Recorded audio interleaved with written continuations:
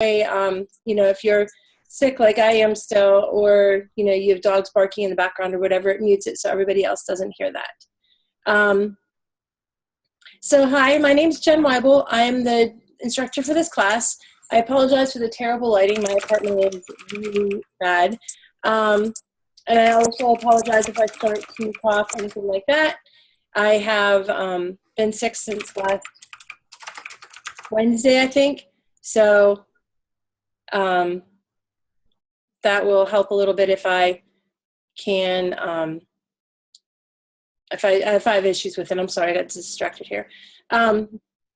If you need to talk to somebody or ask questions or something like that when someone else is talking, on the bottom bar there should be a chat icon. If you are on an iPad or a phone, the icons are arranged all differently and your screens are going to be different than what we're talking about. Being that this is a instructional multimedia class, I really wanted you to be able to see the Zoom software. The Zoom software is pretty fantastic in that it's free for 40 minutes. I'm using a paid account right now, so I can go as long as we need to.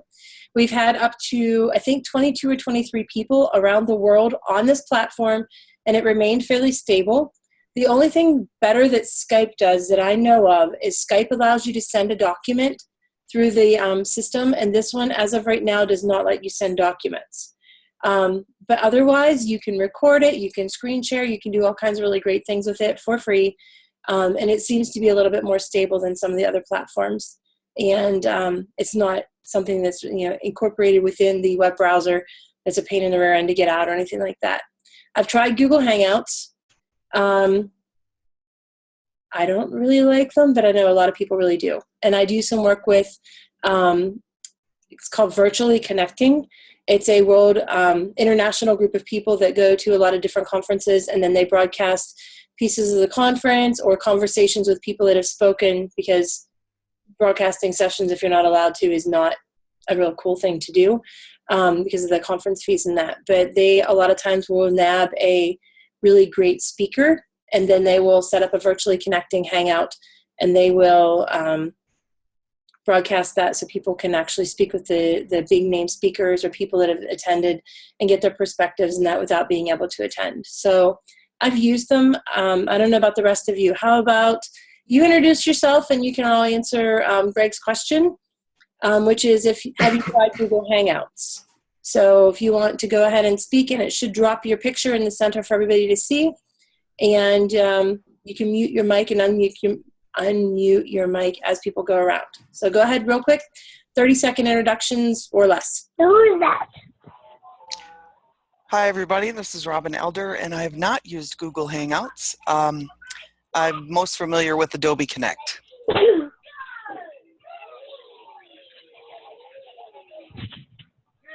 This is like, hey everyone, go ahead. Adam Dickinson. Right. I'm Adam Dickinson.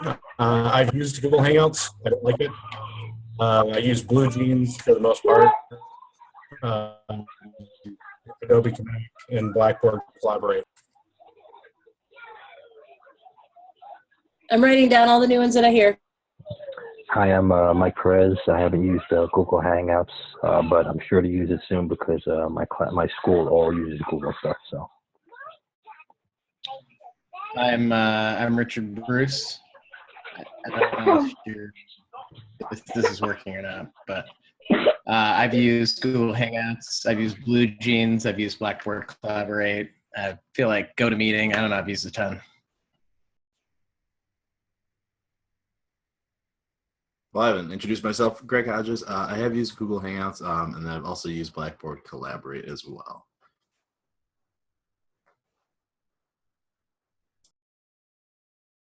Who's left?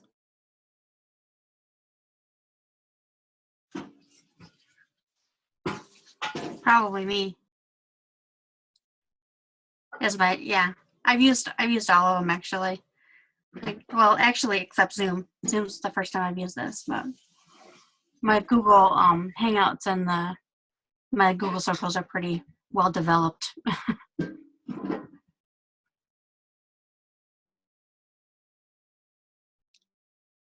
Was that everyone? Did we hear from Scott?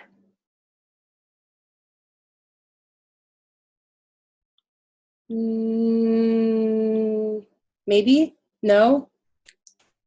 I didn't think we had. So Scott, if you hear us and you figure out how to get the sound working, if that's the problem, then you can hop in later on and let us know what you've used. I've actually never heard of Blue Jeans, so that'll be on my homework tonight to look that up because you guys keep me fresh too. I think that all of them have affordances, and that's one of the things that I kind of wanted to talk to you about first, because I do say this class is built backwards.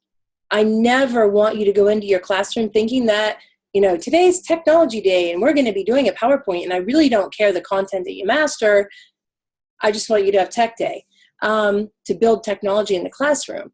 And really what I want you to be thinking about this is, how does this support some kind of learning? How would this technology be able to really give the students something extra that a face-to-face is not going to give them, or that the no computer, you know, or the technology of a good pen is going to not give them. So you want to be looking at the affordances of the technology every week, as well as the drawbacks or the detriments that it happens to have.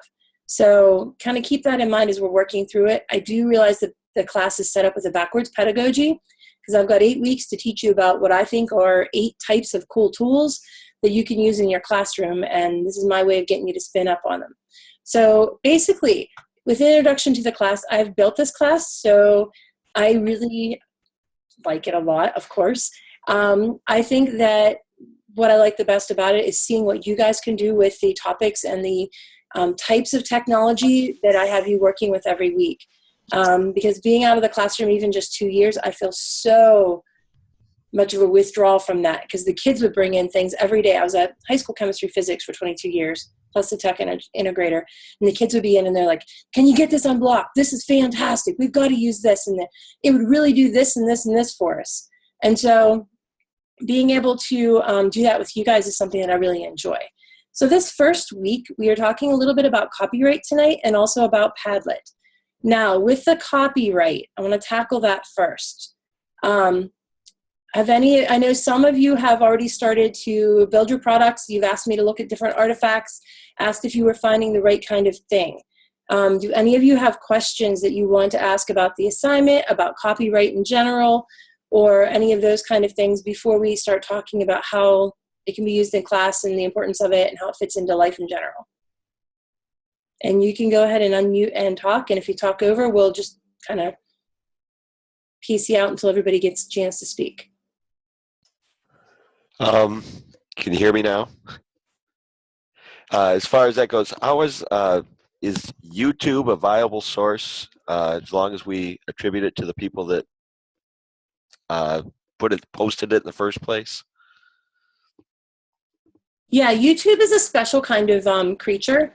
Even if it's marked for educational use, YouTube is still a copyrighted resource unless they tag it with a Creative Commons tag.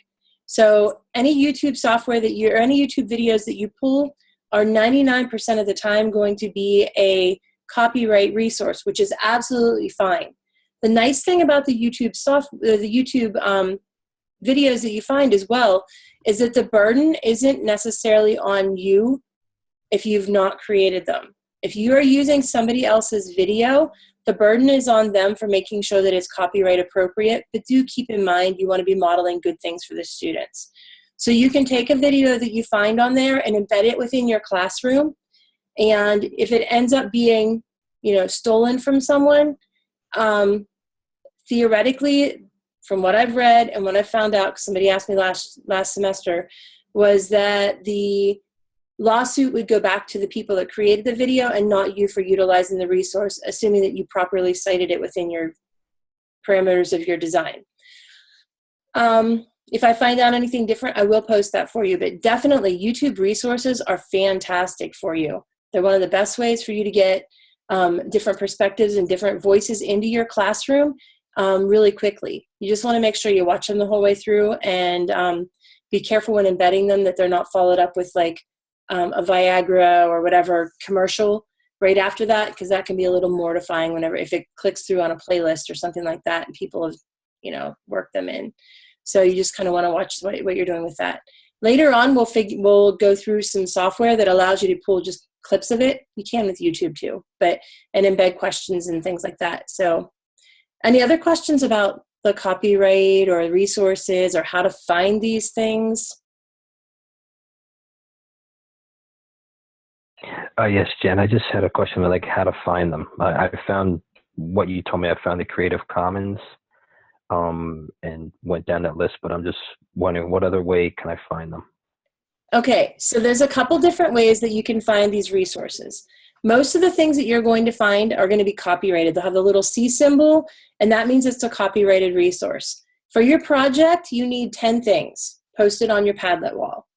Of those 10, you need 4 different types of attribution. You have Creative Commons, maybe share alike, maybe a copyrighted something, maybe a no derivations, or maybe just a plain old Creative Commons.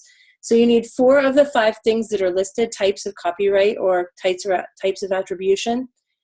But of your 10, you can have any combination of number of those. So you could have 1 of 3 kinds, and all the rest of them can be the same one.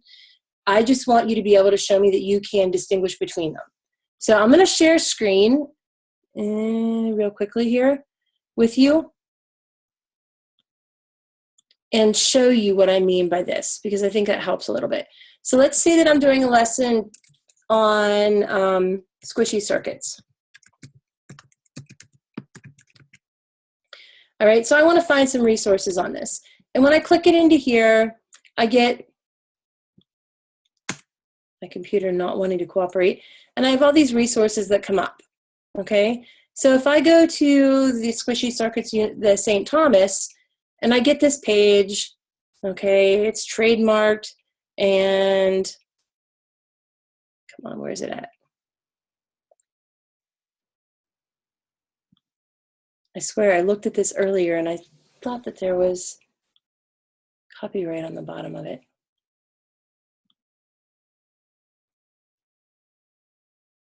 Okay, they're not. Let's find something else. That'll teach me for assuming that that was the one that I was looking at that had a good example.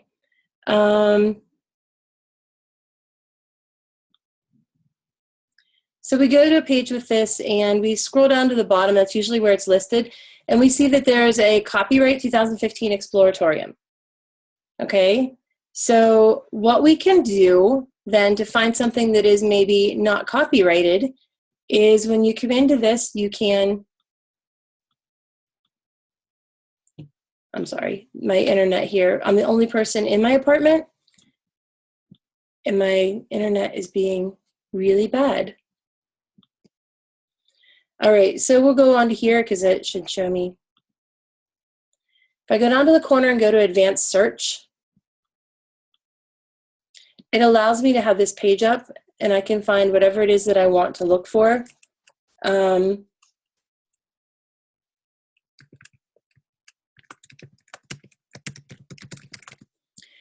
it gives me all these choices. Under usage right in the corner where it says not filtered by license, if you want to click free to use or share, that is usually a Creative Commons license where you can just use it any way you want. Even commercially allows you to sell it. Free to share or modify means you can make derivations of it. You can make changes to it. And this one you can make changes and then sell it with, as long as you're attributing it back. These are not exactly related to the Creative Commons. It's not CC-SA, which is share alike, which means shared under the same license, or attribution, or any of those. But at least gives you a way to kind of filter down your results and look for that. So if I were to say,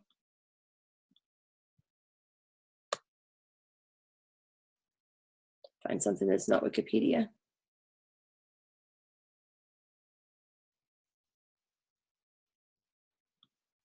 It may have been a bad topic to choose.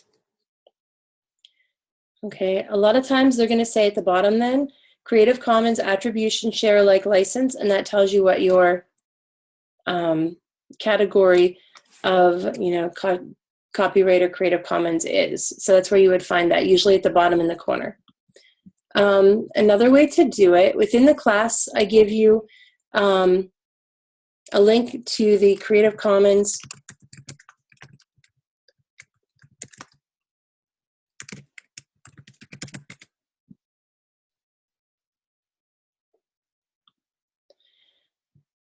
And that there should be a link within the class for this.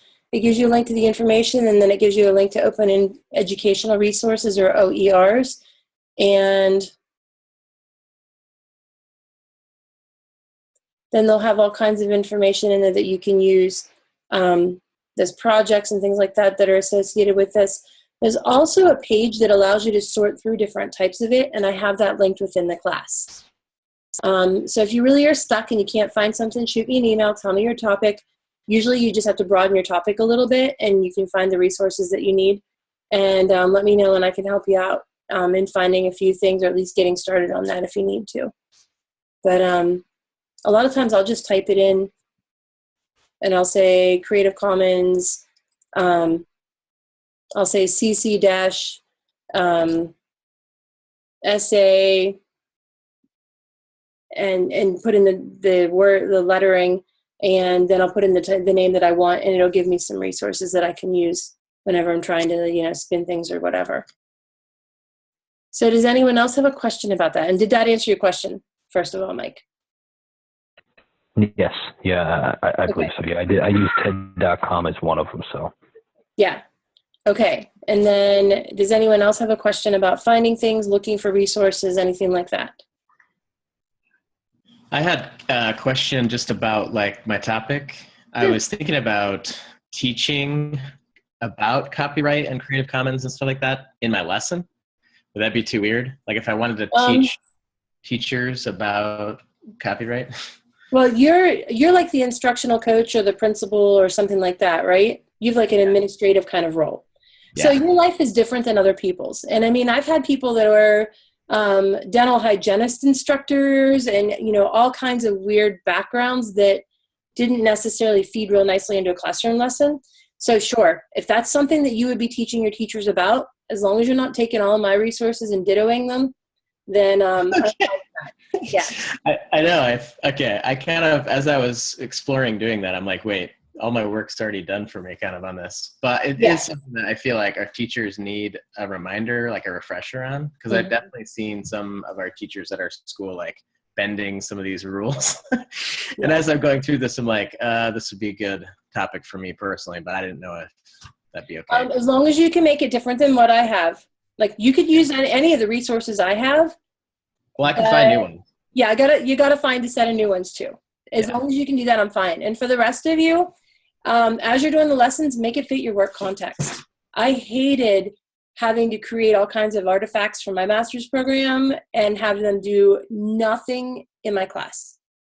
So I had to be ours was like a topic about, I think ours was on like the human heart, and I'm teaching chemistry, and they picked this topic. So, oh my, this is not supposed to be on a free account. This is supposed to be on a paid account. If it looks like we're going to run over time, I will kick you a new Zoom link. I am signed in under Mike DeShriver's account. Mike's account is a paid account, so I'm not sure why it's saying it's going to kick me off. So I may have an issue here. It's supposed to give me 40 minutes as well, and it's not giving me quite that.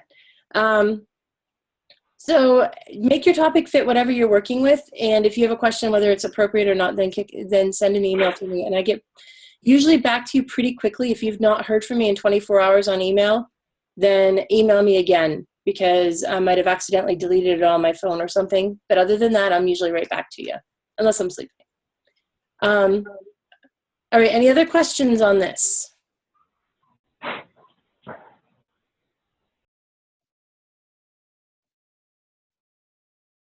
Awesome. Okay, so the big question that I have for you about copyright is, how many of you have ever really made copyright a big issue in your work environment or in your class? Has it been, whether you're responsible for yourself personally or other people? How many of you have actually made this a subject or topic that you address and hit hard? I mean, I can see some of you saying yes, some of you typing in yes. Would you like to give us an example of how or why you were using it in your classroom, what kind of topic that you were using it for, or how you were kind of putting it into there? Go ahead. Robin and Dawn, I both saw saying yes. I'm not Yeah. sure.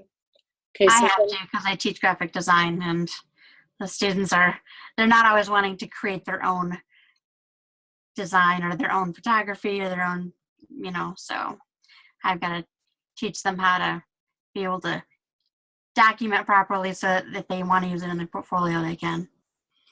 yeah, and you're at the college level too, so that adds an extra layer of responsibility. Yeah. I think, whereas somebody that's teaching kindergarten, yeah, I don't know that they're going to be too upset if a kindergartner borrows an image and, you document it, but. Yeah, and I work at the college newspaper teaching them how to do student work, so, yeah. Good. How about you, Robin? You said that you've also used this within your work context. Sure. In my environment back at Capital One and now at CarMax, a lot of marketing departments will use our own logos, but then wrap other similar types of phrases or images that could be misconstrued as another company's or another type of image or a different meaning. So we also have to be very careful of how we use and where we place the logos in all the training that I create in the intranet that I create, because it's viewable by some of our third-party partners like KPMG or Fujitsu or other people that we've hired to come on board and help us, but we can't just arbitrarily use their logos all over the place. So it's things like that I'm aware of myself and the things that I create, but that also I help marketing with.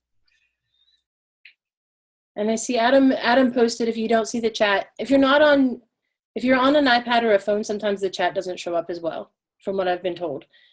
He said he's the head of IT for a university, so he has to have these discussions all the time about software and the right to distribute. So I think that's interesting. We've had perspectives from working within the university as head of an IT department, and also someone who works in business with this. For those of you in a K-12 setting, is this not as big of a deal within your classroom at this time anyway? Speaking as a band director, we use music a lot.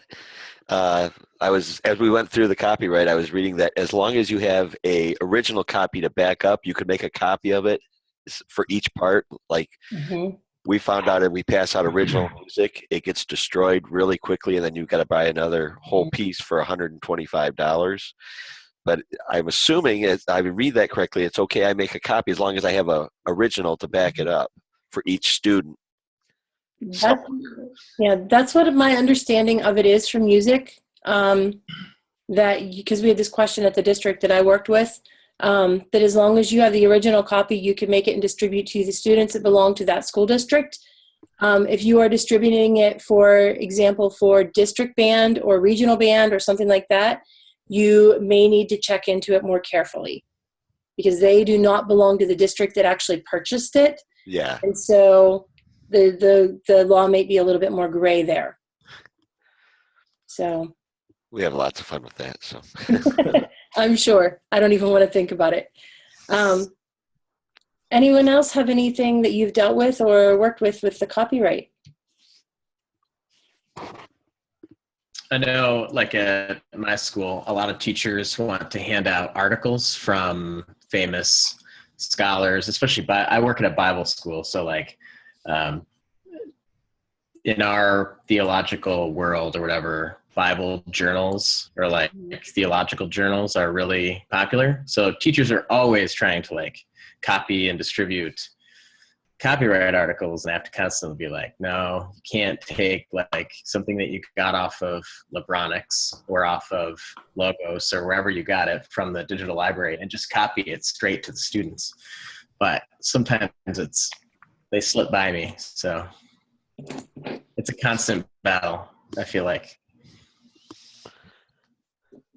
I think for educational purposes as well, you are allowed to pull certain articles and things like that to use, as long as they are not like archived and kept and distributed again and again. I think you have to be able to go back to the original resource. And I think that it can be a portion of, like, you can't copy 600 pages of something, but you could copy 2 pages of a text for them to use in class to analyze it or something like that.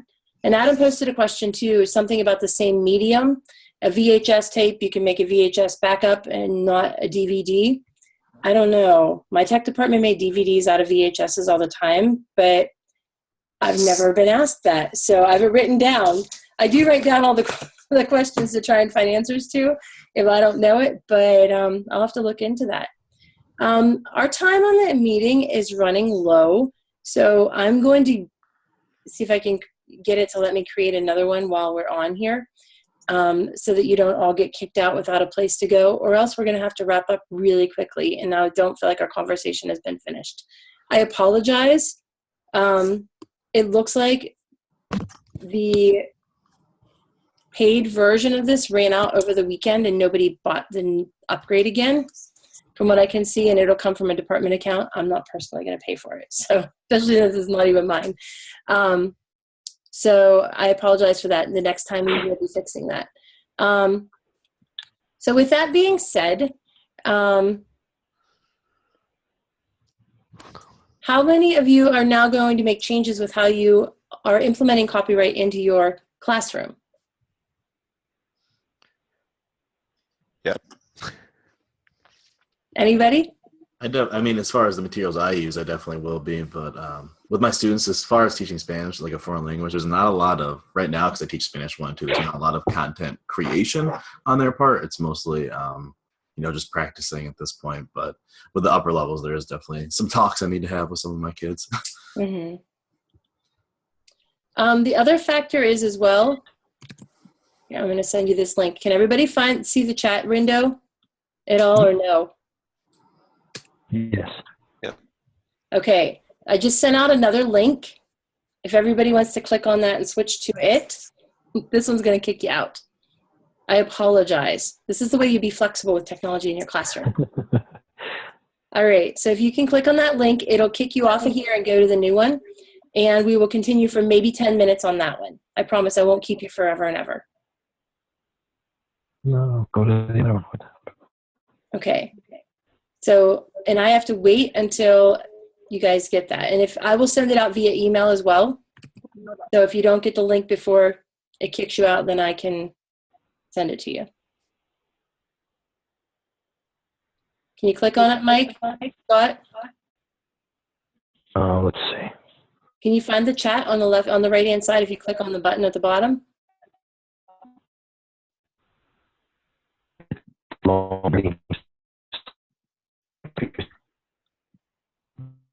I'm going to email you the link through your university email as soon as I get logged in on there. Okay? Okay, so using this in your classroom, how are you going to do things different? Are you going to do things different? Well, this brings up a lot of questions. We use, for writing music, we use a thing called MuseScore, which is a free download from the internet. It's basically like a Google Doc for music that you can start a tune, upload it, and then other people can work on it and share it over. Well, a lot of people take modern tunes that are out there right now and do their own version of them and post them. Obviously, being a composer, I mean, they're taking music that I would have written and posting it, and I'm not getting anything from it. So I tell the kids, it's a gray area. They've done their own arrangement of someone else's music, but they're not attributing anything to the original composers. Like the kids like to play the most modern song there is out there on their instrument, so they'll write it out by ear and then post it up there. Right. I think that there's a little bit of a gray area there too. I know that you're allowed approximately 30 seconds, usually, of a song, and I'm not sure how, if they're using that, and if there's any exceptions for music for education or not. So that would be something you would maybe want to be checking into, and I'll write it down and see if I can find anything different. But well, it's not commercially. I mean, they're not making money from it, so I don't know. But neither is the original composer. So right. Well, they're not making money from it, and for educational purposes, educational fair use gets a little bit of a wiggle room than from people that are like commercially using it. So, for example, with Dawn or Robin or somebody that was doing it as a commercial product, like you said, even if they're not making money from it, if they are working in a business environment, they have a little bit stricter rules in education for a lot of the areas, because education gets a fair use kind of exemption on some of the areas. It makes it a little bit more gray.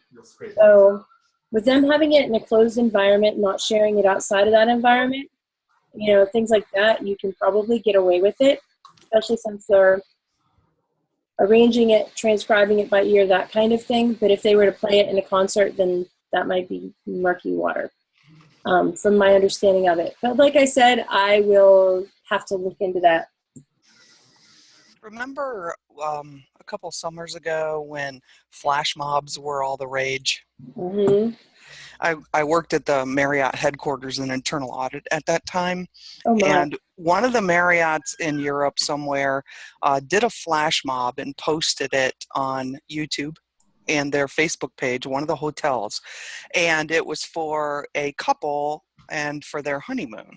And it was very adorable and cute and it got a lot of praise. But then, not to be outdone, and then there are 3,500 Marriotts, other properties started doing flash mobs with like Katy Perry songs and big productions that just trying to outdo each hotel, and all went on YouTube. We had to very quietly put the kibosh on all of that because they were playing the entire song and then not crediting the song, the artist and the writer at the end of the flash mob. So almost got the entire company in big trouble. It doesn't even matter if you've credited them. If they don't want you using it, they can go after you for it. So big trouble for Marriott. Oh, I can't even imagine. That would be a headache. Anyone else have any comments about using it within their classroom or ways that you can see it changing, anything like that?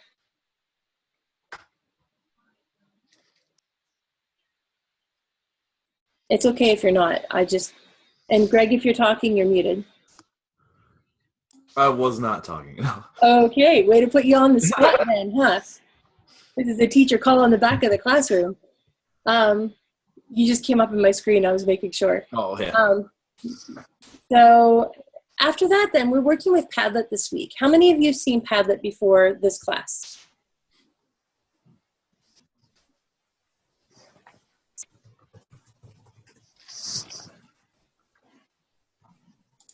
Yay, nay, Padlet? Nope, I've never used it. No, haven't seen Nope, it. never. Okay, so I like Padlet because it's really simple. And you can post, like I did for our initial one, you can post it, make the students have an account or not have an account, and they can throw resources together really easily. I do like free resources, so there's very few things in this class that I will make you pay for, because I know what it's like to operate on a high school budget at an underserved school, which is nothing a lot of the time. So with the Padlet, it's really easy to post resources, share resources, and because they're linked, a lot of times it takes a lot of the headache of attribution out of there because you're embedding the resource, like I've said with YouTube before, you're embedding the resource, and so you're not, downloading and uploading on your own site, you're simply linking to it. I've been told by someone else that people can be touchy and not want to be linked to other resources, but they'll typically say that on their blog or on their post or whatever, that they don't want anything connected to it. The other thing you have to worry about is if you have something linked to it that is like a PDF download when you go to the website and it's behind a firewall, sometimes it'll show up when they shouldn't without people being able to log in. You can make your Padlet's password protected though, and that gives you a little bit of anonymity. And you can also work it as a classroom assignment and assign students names. At least you could in the fall, I'm sorry. So that sometimes helps too if you have student 1, student 2, or assign them a code number so they don't have their name on there if they're younger as well. There's a lot of other resources that are like this out there. There's it used to be Wall Wisher. There's another one that's Like Trello is a little bit similar. Tip of my tongue. Had to use it the other day. I'll think of it in a little while here. There's another one that works very much the same way as well, where it allows you to put the sticky notes on it. So as you're searching for it, if this one doesn't meet your needs, you can probably find another resource that you could use easily to display the resources. What would be the benefit of using this? What are some of the affordances?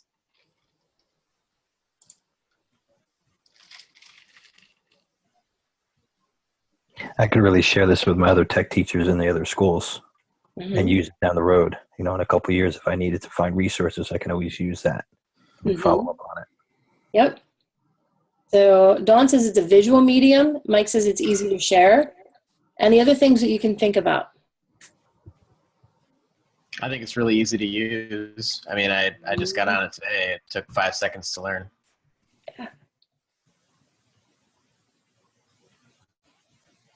Yeah. I'll let you know as soon as I work with it a bit more. So. Okay. Well, that's fine. I mean, this is the beginning of the week. I like to hit you on the beginning of the week with your the little meeting like this, for the simple reason that if you are having trouble, waiting until Friday night or Saturday morning doesn't do you any good. And I know a lot of people are, you know, you work during the week and then the weekend you do your stuff and turn it in Sunday night. So this gives you a little bit of a preview. And like I said to everybody before, you're required to go to 1 out of 3. I'll always post them so you'll have the access to them. You don't have to go to any more. Like those of you that are here tonight, you do not have to attend anymore, but you're welcome to attend them. And everyone's going to be set up like this. Talk a little bit about the stuff you read, talk a little bit about the technology, answer any questions, and see what we can do. So if you're finding the Padlet pretty easy, the only thing that's a little tricky every now and then is embedding it. Depending on the product you chose for your blog and any miraculous updates that they give you right before you know, usually I post a how-to video and they update the next day. But playing around with it, there's an embed code within the Padlet that you can use to put into your blog post that puts it like I did within the class. Some of them also use just the link to connect it. When in doubt, you can always just embed a hot link that people can click on. It's not as pretty, but I had somebody do, they used a product that I wasn't, maybe, I don't remember what product they used about 2 semesters ago, that did not want to embed the Padlet.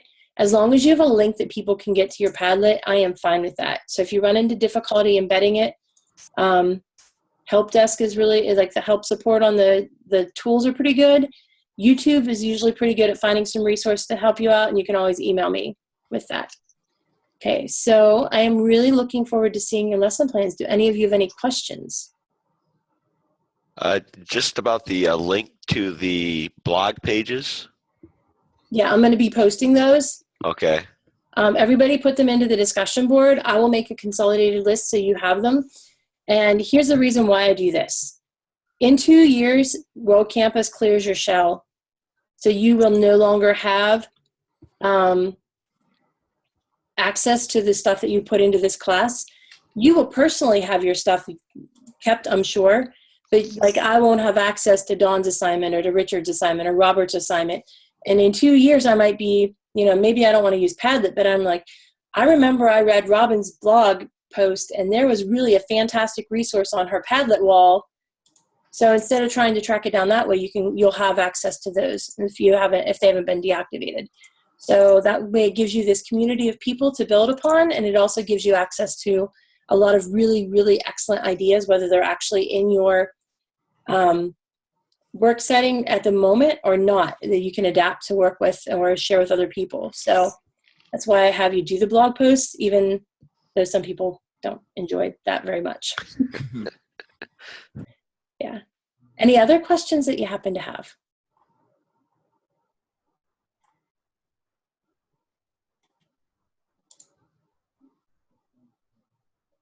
Okay. Well, if that's the case, you can stick around and talk for a few more minutes. If you have any questions you want to ask me personally, you can kind of wait out the other people or thank you, Adam. That's awesome. I'm opening it up right now and I will read over that. I appreciate that.